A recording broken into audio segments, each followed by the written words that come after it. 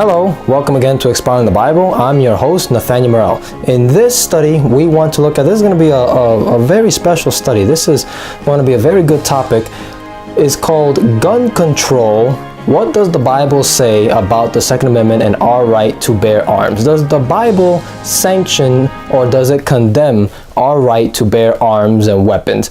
And we see in today's society a lot of shootings, mass shootings, whether it's in movie theaters or whether it's in schools, public schools, high schools, colleges, or even in public areas like a restaurant. People are just right now taking guns and just shooting other people down. And we want to, and everybody wants to, you got the Democrats saying, well, we got to do away with the Second Amendment and ban guns. And you got the Republicans who are more leaning towards, no, we got to keep the guns, or we just got to regulate. So, the people is dividing America a little bit politically in this issue. Should we ban guns or should we keep guns? What has happened to countries that do ban guns? Do their crime rates go down or are their crime rates up? What has history shown us on gun control and people who have used banning guns, that strategy, as a means to lower crime? Or do they just control people with it? Is it just about control, or is it really about the safety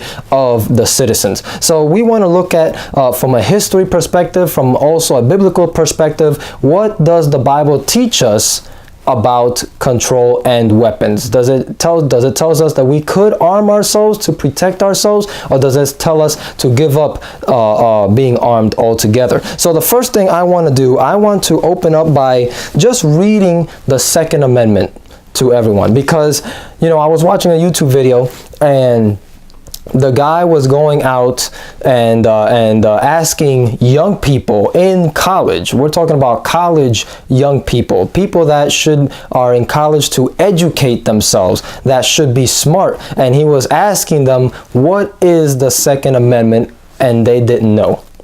They didn't know what was the Second Amendment. They didn't even know who won the Civil War, or what was it about. They didn't even know what country did we get our independence from. These are young people in college, supposed to be the future generation of this country, and they're going and protesting to repeal guns and to repeal the Second Amendment, yet they don't even know what the Second Amendment is. They don't know what it was for, and they don't know why our founding fathers put it there in the first place. So I want to just start with reading the Second Amendment, and then we'll go from here. So this is the Constitution of the United States, and it reads, under the Second Amendment, a well-regulated militia being necessary to the security of a free state, the right of the people to keep and bear arms shall not be infringed. That means don't even smell that type of idea to take away the people's arms. The rights of the people to bear arms shall not be infringed. Why? For the security of a free state.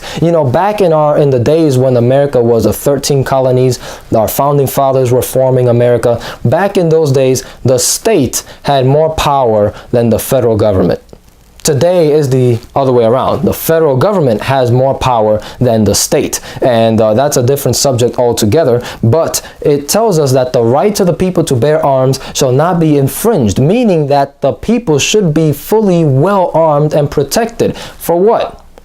Duck hunting, deer hunting?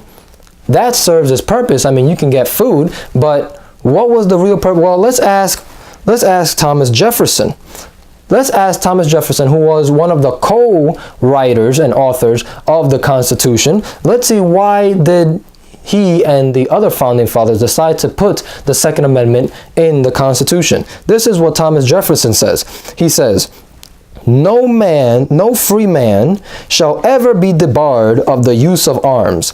The strongest reason for the people to retain their right to keep and bear arms is as a last resort to protect themselves against tyranny in the government. So he said it was to be for a last resort, so then the people can protect themselves against a tyrannical government or a dictatorship.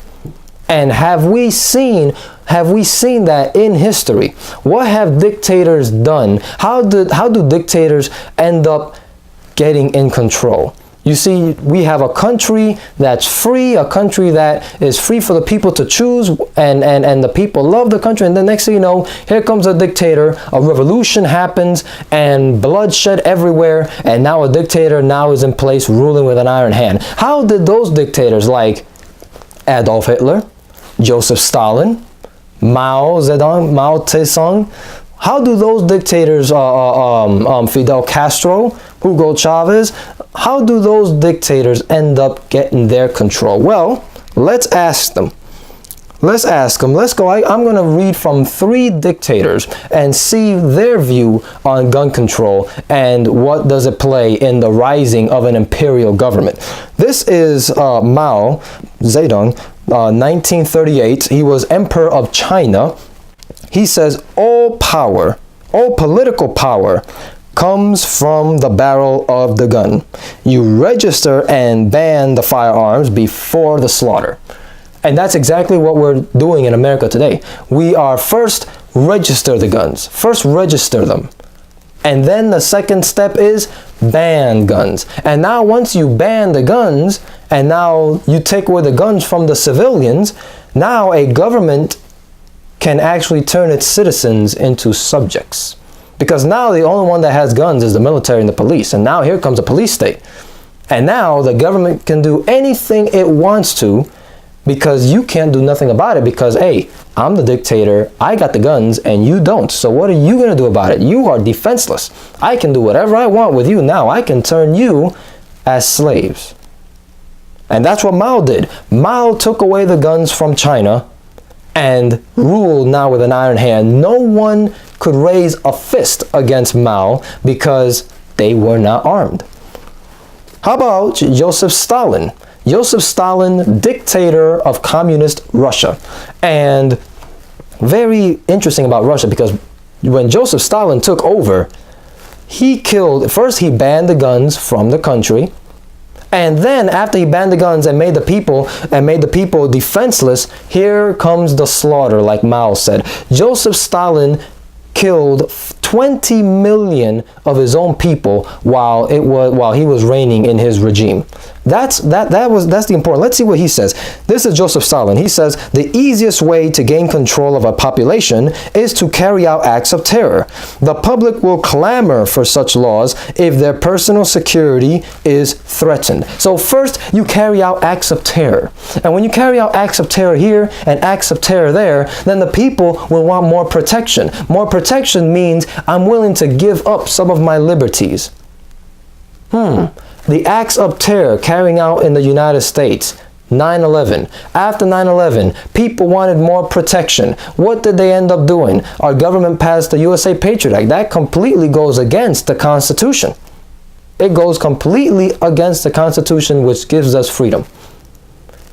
What's happening now? Now we got acts of terror carrying out, a gunman shooting in a school here and a gunman shooting in a school there. Now people are clamoring for gun control. Get rid of our guns. The people will clamor for their rights to be taken away. And that's exactly the strategy that Joseph Stalin did. He carried out acts of terror. The people felt unsafe. They wanted to be more safer. So now he said, I come with a solution. Give me all your guns, and now no one will be killing everybody. Yeah, that's true for the civilians. But now the government now can become a dictator. People don't want a dictator. So guess what? Now they have nothing but their bare hands to fight with, because they have no guns. And now Joseph Stalin can begin a slaughter. It was a bloodbath in communist Russia. 20 million people killed. How about the worst of all? Adolf Hitler. What strategy did he use to become the Führer? He says, to conquer a nation, first disarm its citizens. That's Adolf Hitler himself. So, how did he conquer the Jews? Well, first, Adolf Hitler passed laws to disarm the German citizens, especially the Jews. Once the Jews were completely disarmed, now begins a Holocaust. Now the Nazis can do whatever they want to do with the Jewish population. And now all they do is go and break inside the Jewish apartments and take them out, drag them out, put them in the concentration camps. The Jews were no longer citizens. They turned themselves into subjects. They became slaves in the concentration camps because Hitler ordered to take the guns from the people. And it was the same for the Germans too. It was hard for a German to own a gun. The German army came in, took away the guns, took away the radios, and most of the form of communication. Because now you have no rights. You gave your rights to me, the Führer, Adolf Hitler. And Adolf Hitler can do whatever he wants. He almost started a new world order in Germany. And because he disarmed the Jews, and now he can do whatever he wants with the Jews, 6 million Jews died, slaughtered. Now, if the Jews were armed, if the Jews had guns, you think the Nazis can do what they did to them? You think it would have been as easy to go inside their apartment building and complex and just go and take them out and put them in the concentration camps? You think it would have been that simple? No, that Hitler would have thought twice and said, hey, wait a minute, the Jews are armed. Let's think about this, because they could fight back. But now, hey, the Jews are disarmed. Just go take them out and put them in the concentration camps. So every dictator that has come into power has used disarming the people, has used that as a strategy, banning guns. Now we want to see in the Bible, does that strategy exist? Did it work? Where do these dictators get that strategy come from? Is that a new thing, or has it been already in place way before? Well, let's go to the book of Samuel. Let's go to the book of Samuel, chapter 13. Samuel chapter 13, and here we have the story of the Philistines ruling Israel. The Philistines are ruling Israel with an iron hand, and Israel is defenseless. They didn't have guns back in Israel's day, but they have swords and spears and arrows and bows and all those types of weapons. Israel didn't have nothing. The only thing they had, the only ones with swords, or the old-fashioned gun, if you want to say that, was King Saul and Jonathan. So, how come King Saul and Jonathan were the only ones with swords, and his army, King Saul's army, were unprotected? They were defenseless. They didn't have swords or spears.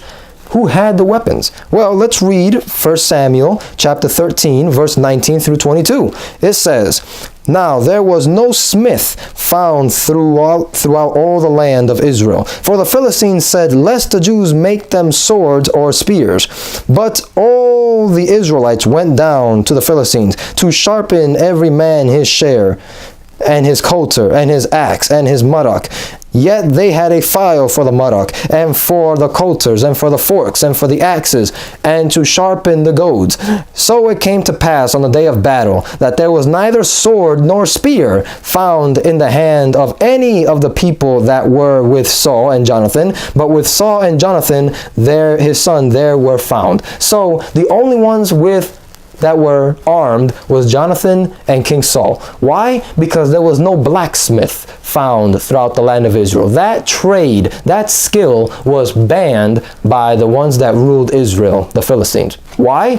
The Philistines says, if we allow them to have that ability and that skill of blacksmith, which is a person that deals with metal and makes weaponry, if we allow them to do that job, then guess what? They're going to make weapons to make war against us. So we ban that trade and skill in Israel, so that way no one can make weapons, and therefore no one has a weapon. The only weapons that are available belongs to us, the Philistines, and we rule Israel. Israel is defenseless. Here is an example of gun control in the Bible. And for the Israelites to sharpen, the only thing the Israelites had were tools. Axes, goads, all the tools that they needed for agriculture. They weren't weapons.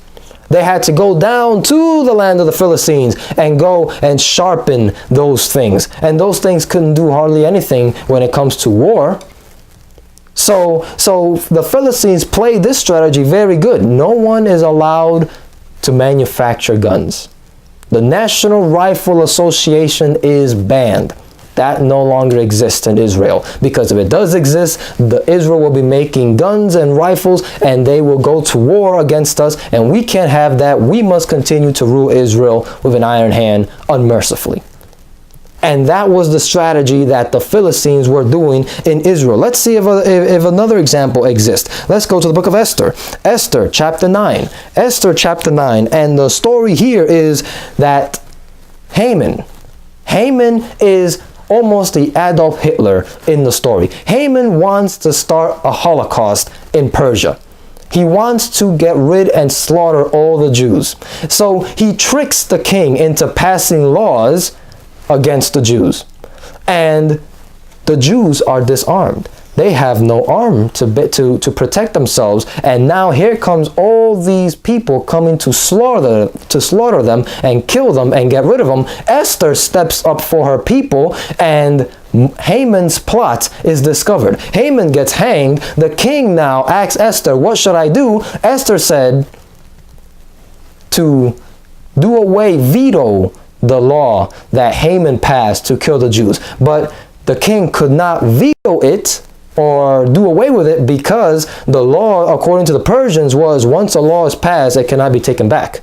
So the law to kill the Jews was already passed. That law cannot be taken back. But the king passed another law ordering the Jews to arm themselves and to get swords and spears to protect themselves, to get guns, to arm themselves, because now they're in danger of losing their lives. Let's pick up this story in Esther chapter 8, actually. Esther chapter 8, verse 11 through 13. It reads, wherein the king granted the Jews which were in every city to gather themselves together, to stand for their life, to destroy, to slay, and to cause to perish all the power of the people and the province that would assault them, both little ones and women, and to take the spoil of them for prey.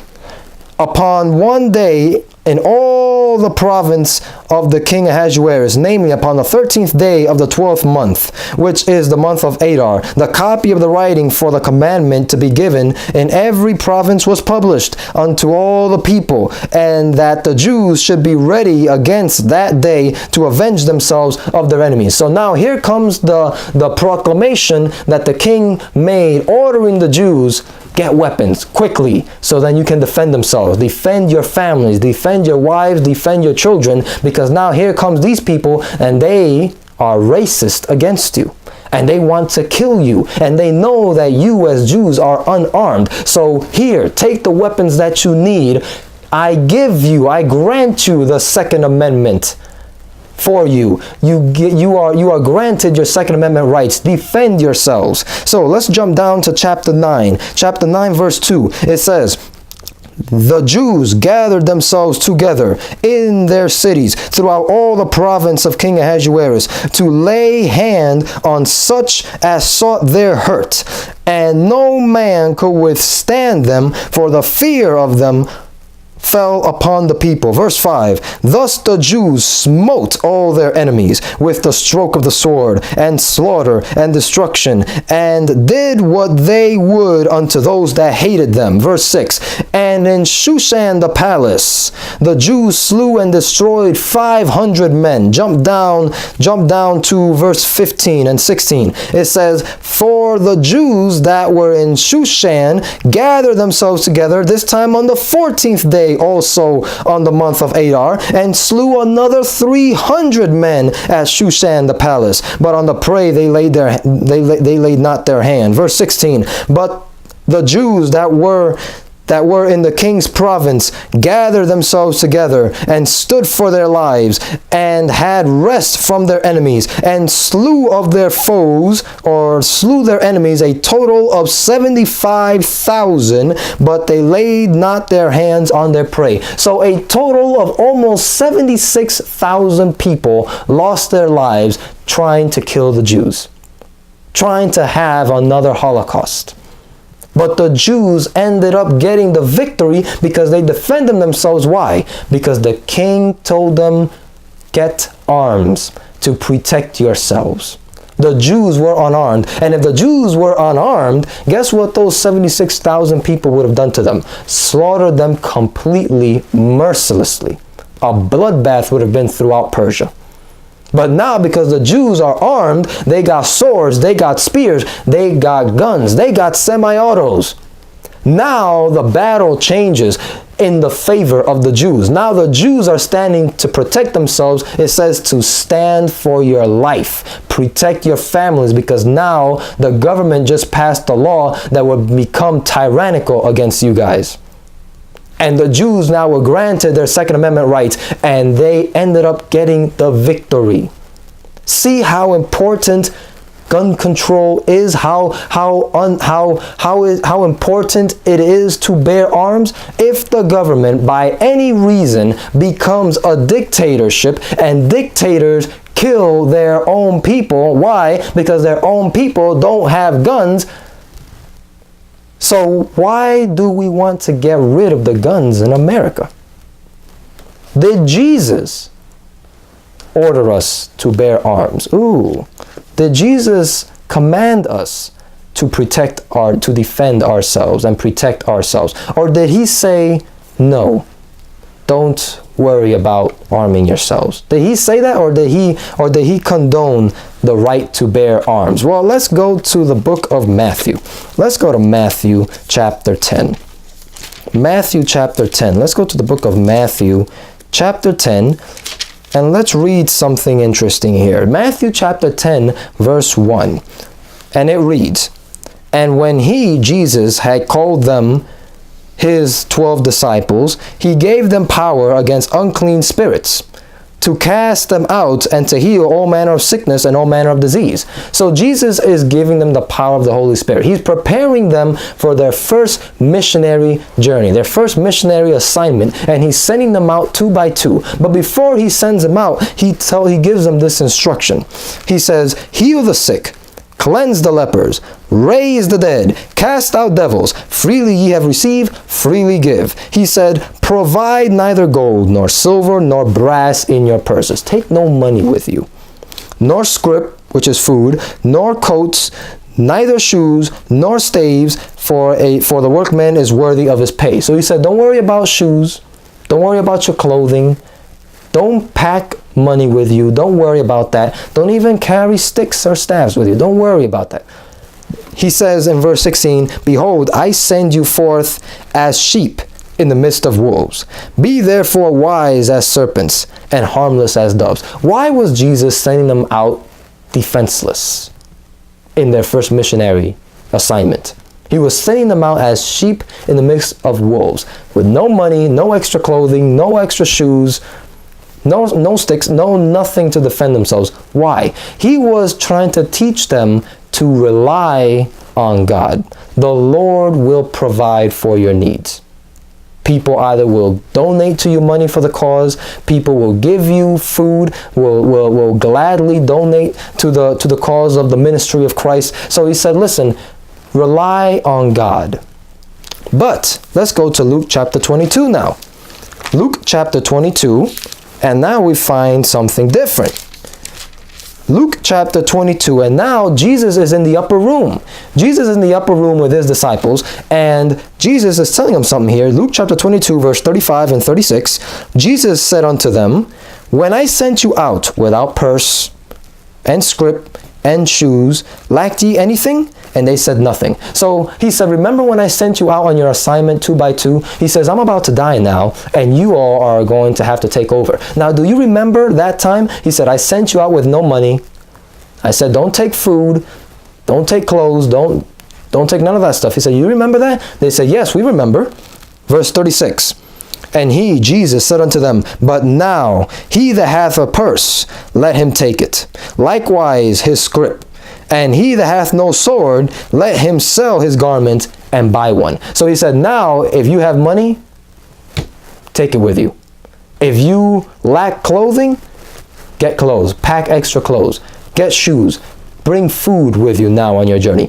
Not everyone is going to give it to you. Why? When he sent them out in the beginning defenseless, he was training them to rely on God, and they passed the test. Now that they passed the test, now he said, now you're going to have to provide for yourself. Now the real life is about to hit in. You work, you get your money, you use it for the cause of the ministry. You get your food, you get your clothes. And then he said, if you have no sword, sell something and buy yourself one. You're going to need it for your protection. While you're walking in the wilderness, there could be a wild animal.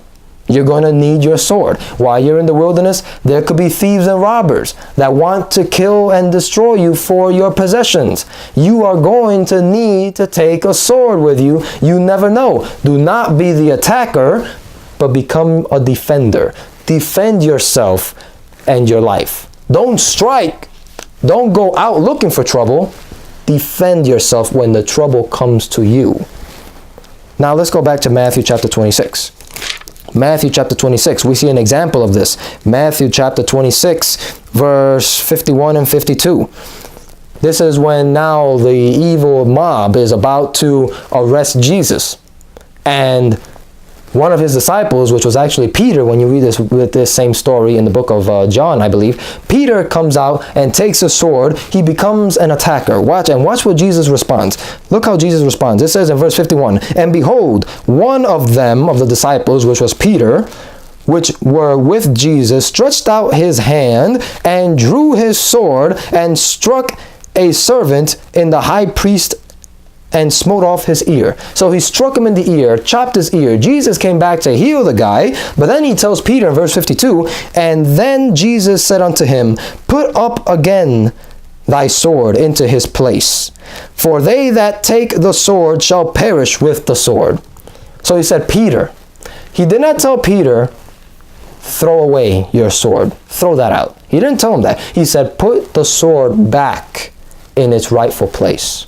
For those that live by the sword, die by the sword. What did he mean by that? He was telling Peter, Peter, I told you when we were in the upper room, do not become an attacker, become the defender. Peter didn't wait to become a defender. The mob had nothing to do with the disciples. They were just after Jesus only. This was not Peter's fight. Peter was out of place. He went and took his sword and was the first one to strike. He went looking for trouble. And that's when Jesus had to go and correct him and said, Peter, you are out of line. Put your sword back. You're not the one in danger here. Don't you know I'm the one in danger, says Jesus. And Jesus said that if I really wanted to defend myself, I can call the angels to come and destroy these guys. He said, but then how can the scriptures be fulfilled? So he went on like a sacrificial lamb. But he was correcting Peter, saying this is not the time to use your sword. This was not the time to use your gun. And that's the reason, that's the problem. People want to take their guns and strike without reason. The guns are there. The Second Amendment is there when we are in danger from a tyrannical government, or when someone's trying to kill us and our lives are in danger. That's when we use our armor, our protection, when it's very necessary, an emergency, and we must protect our lives. Not to go and open fire for no reason. That's not what the Second Amendment was there for. That's not what Jesus said should be used for. And he had to correct Peter in this thing here. He said, those that live by it, die by it. Those that live by just taking a gun for nothing and just killing innocent people are going to die by that same way. Instead of the other way around. We have to be defenders. And then the same thing applies to the Bible. We shouldn't use the Bible and our Christian belief to shove it down people's throat and say, if you don't accept what the Bible says on this issue or that issue, you will go straight to hell. That's not what we are called to do. We are not called to strike. We are called to be defenders of the faith. Defend your position in the love of Christ, and that will win the souls. That will win people's heart over as they see the love of Christ shining in you and how you are nicely showing the people and defending your position. That's how the way the gospel works to save souls. Not shoving it down people's throat. Yes, if you continue to do what you're doing and do not repent, the Bible says you will not go to heaven. But that doesn't mean we have to force the scriptures over you and say you're going to hell, hell, hell. There has to be some hope. We should not be the attackers. More, Jesus says we should be the defenders. Only striking when trouble is coming to us. And when trouble does come to us, we pray to God to take the trouble away. And if the trouble does not go away, then we pray to God to give us strength to use what we have correctly to defend ourselves. The credit doesn't go to the gun. The credit doesn't go to the sword. The sword, the gun saved me from death. Somebody was going to kill me. No, God helped me to stay alive. That's the attitude that we should be looking at. So, what examples do we see in countries that have banned guns? Well, I brought some statistics here, and we're just going to look at a few countries. Let's look at England. England, according to the BBC, I believe this statistic is taken from 2016. According to the FBI, America had 1.2 million cases of violent crime. 1.2 million cases, including 17,000 homicides. Now, England, according to the BBC, England is a gun-controlled country. Gun ban, for the most part, for most of its citizens. Citizens are allowed guns, but it's a very, very strict gun ban, gun restricted country. But they had just as much crime as America did. They had 1.3 million cases of violent crime. America had 1.2 million. So, as a country, America allows guns for its citizens. As a country in general, Britain prohibits guns from its citizens, yet their crime rate is just as much, maybe a little greater than we are. How do you do that? Well, yes, their gun violent crime was low at 6,700. Our crime rate for guns, 13,000 people were killed by guns in America. Only 6,000 for them, but 37,400 cases of crime involved knives. America only had about 1,000 of those cases. So you lower down one weapon for crime, but another weapon rises up for crime. In America, gun violence is high, the rest are low. In Britain, gun violence is lower, but all the other things are higher. Knives, bats, rocks, your hands. We're going to ban bats now because, oh, bats kill people. Yes, everything can kill people. I can kill a person with my bare hands if I wanted to. You're going to now ban hands, amputate people's hands? That's ridiculous. You're going to now ban bats from all the sports stores because they kill people? That's ridiculous. So, is it the gun's fault or is it the person that uses it? Well, how about Mexico? How about Mexico? According to CNN, Mexico has almost one of the highest crime rates in the world. Mexico has gun ban for its citizens. Gun-controlled country. Yet Mexico had 25,300 homicides. That's 8,000 more homicides than America did. And the murder rate for Mexico compared to the USA per million, Mexico's murder rate is 218 people. America is only 42. Mexico has 5 times as greater murder rate per million and 8,000 more homicides than America does, and they have restricted the guns from their citizens. So does gun control really work? Whether you ban guns or not, gangs are still going to use it. And now gangs and criminals are going to say, hey, we can go rob this house or this store. Why? Because no one owns a gun. We have the guns. If we go into the house and break it in and steal, guess what? They can't do nothing. We can have it our own way. But now, if you have a gun-armed civilianry, if the civilians are now armed with guns, a criminal will say, wait a minute, that house is armed. Let's not go to that house. Let's find somebody else.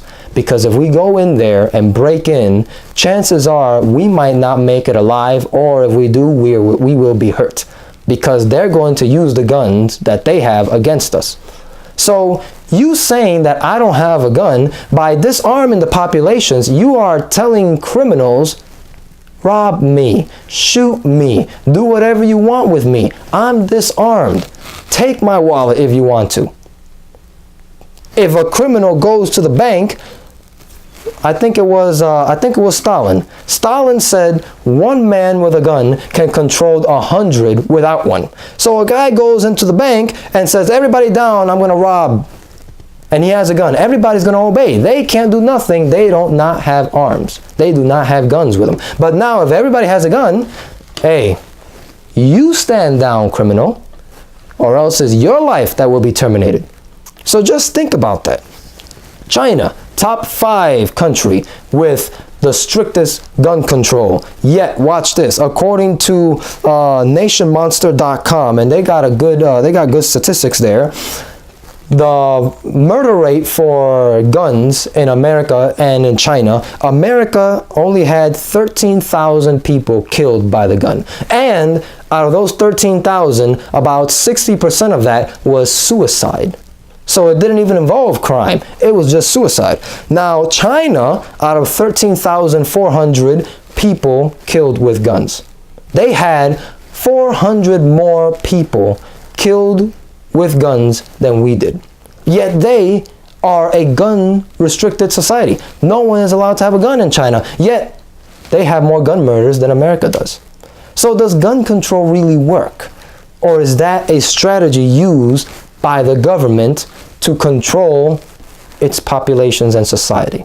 Like Hitler did, like Stalin did, like Mao did, like Hugo Chavez, Fidel Castro, the Castro regime. That was all slaughtered because they disarmed their own civilians, and now they are free to kill anybody who opposes them. Now, in closing, what country in the world has total gun ban for its citizens, and yet their crime rate is really low? It's called Japan. Japan has gun ban for its citizens, and their crime rate is really low. I gotta give it to them. What type of government is Japan? They're a constitutional monarchy, which is just one step lower down of an emperor, an imperial, a dictator.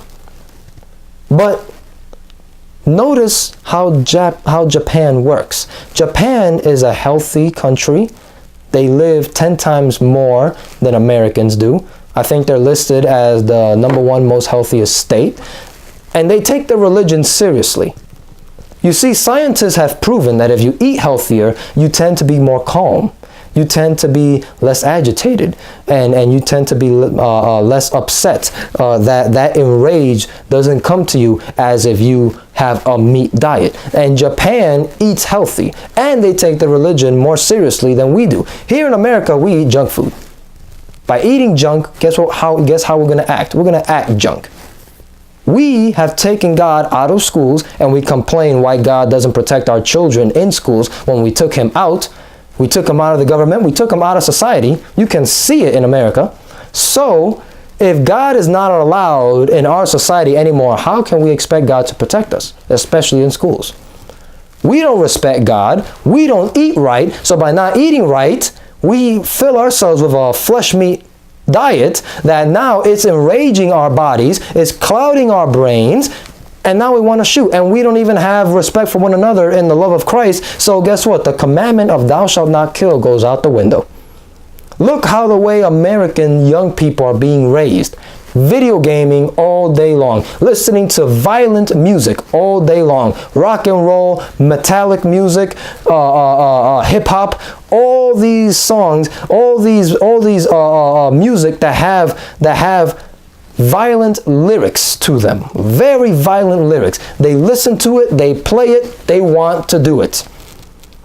Now we see high schoolers who play video games all day long, who listen to violent music, they bring a gun to school, and now they're shooting. Why? Because that's what they're being trained to do since little. They've been playing those violent video games since little. They've been listening to that music since little, and now they want to act it out. And now we are reaping the whirlwind. You raise a child and give them video games to eat, and guess what? It's going to act like if it's a video game in the real world. But no one wants to get rid of video game control. No one wants to get rid of the music control. So we want to blame the gun. Blame the gun. You know, you can put a gun, you can fill a gun with rounds of bullets, sit it down facing children playing in the parking lot, in the playground, and that gun is not going to fire. It's not going to do anything. The only way it will kill is if somebody that's stupid enough will come and press the trigger towards those children. So it's not the gun's fault. The gun is only doing what it was designed to do. It's the person's fault. Mentally ill people who shouldn't even have the right to have a gun in the first place. So if you're going to ban guns, it's not even the gun's fault. I can say, well, then let's ban spoons and forks because, hey, we have an obesity problem here in America and we got to get rid of the spoons and forks. They're making people fat. So is it the spoons problem is it the spoons and forks problem that food is being put in it and making us fat, or is it our problem for eating too much? Is it the gun's problem for shooting, or is it our problem for using the gun in a way that it should not to be used?